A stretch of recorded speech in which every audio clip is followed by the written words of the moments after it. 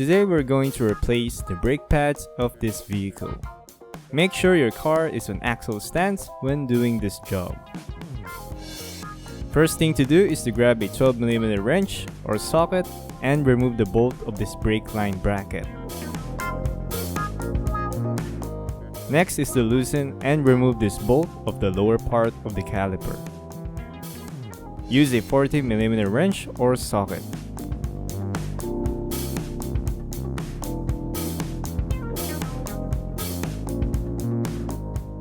Gently lift the caliper. Take the brake pads. Here's a side-by-side comparison of the old and new brake pads.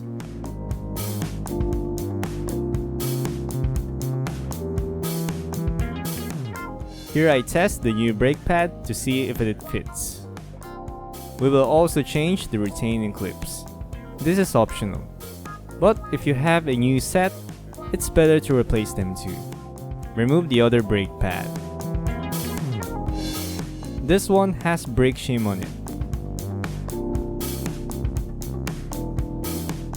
The pad material is thin. If the brake pad material has been decreased even more, this wear indicator will start touching the rotors, causing it to make noise and make groove on the rotors, which is bad. So replace it before it wears out completely. Here is another side-by-side comparison of the old and new brake pad.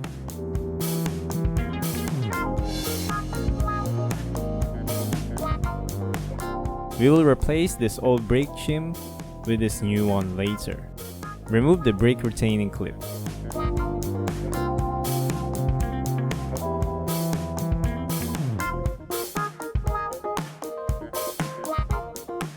You can clean and reuse this, or you can replace it with a new set. Now I'm going to clean this area by brushing.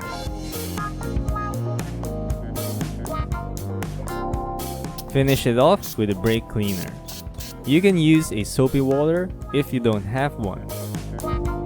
If you have anti-seize, you should put some on this area. Since I don't have one, I'm just gonna use grease.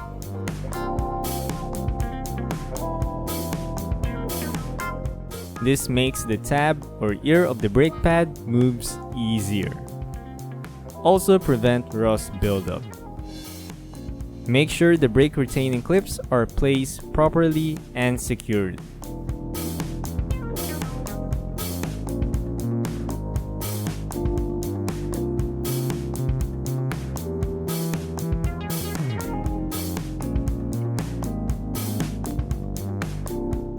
Grab a C-clamp and compress the brake piston.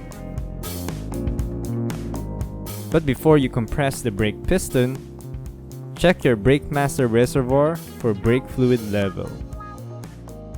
Once compressed the brake piston, the brake fluid level will rise up, which can cause a mess when it overflows.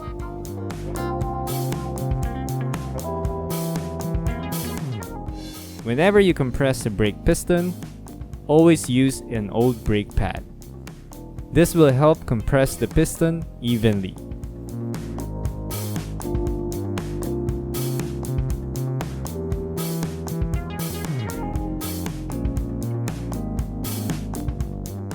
Grab a syringe and remove some excess fluid.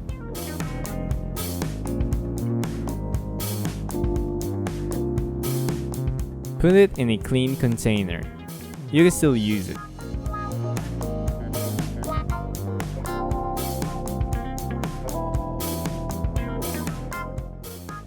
Clean and wipe the area.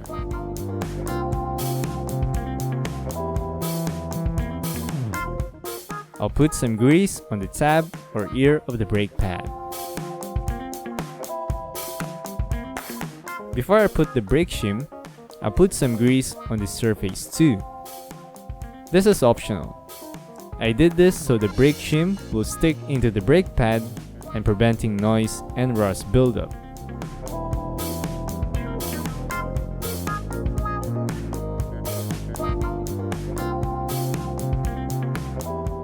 Put the brake pad in.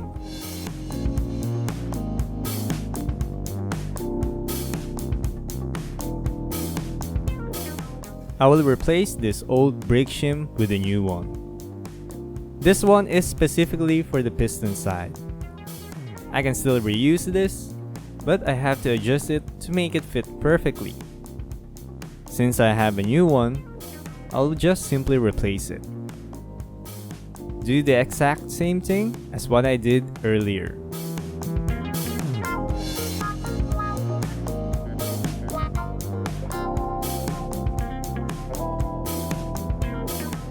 Make sure both brake pads are installed properly.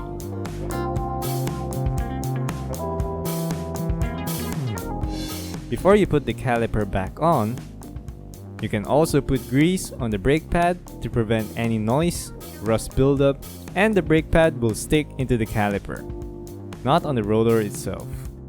I put some on the piston as well. Whenever you replace your brake pads, always check your caliper guide pin or slide pin. Make sure it can easily move back and forth. If not, that will cause your brake pad to wear out unevenly. Use silicone paste for your guide pin or slide pin. I put some grease on the threads to prevent it from rust buildup. Reinstall the bolt and tighten it snug. Return everything back together. I will do the same thing on the other side.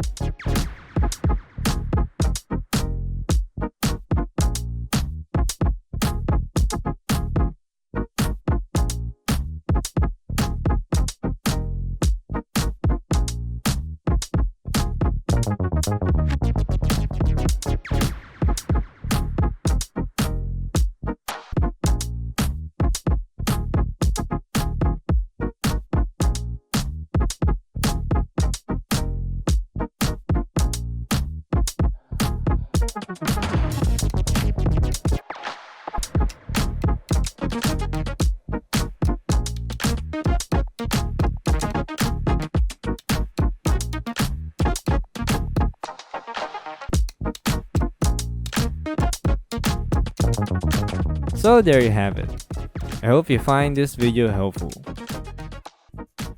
Thank you very much for watching.